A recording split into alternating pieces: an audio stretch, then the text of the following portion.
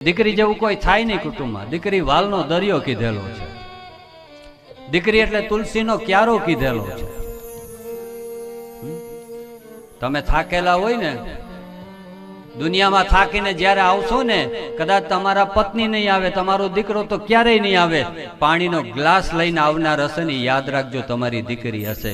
લે બાપ, તું થાકીને આવ્યો છે, પાણી પી. તમને કોઈ વ્યસન હશે તો કદાચ તમારી પત્ની કે બાળકો દીકરાઓ ના નહીં પાડે, પણ તમારી સાથે ઝઘડો કરનાર તમારી દીકરી હશે કે પિતાજી આ છોડી દો.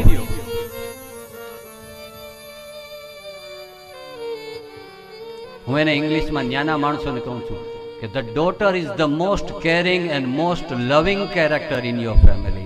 તમારા ઘરમાં સૌથી તમને પ્રેમ કરનાર હોય, તમારું ધ્યાન રાખનાર કોઈ પણ પાત્ર હોય ને, તો એ તમારા ઘરમાં બીજું કોઈ નહીં, તમારી દીકરી છે.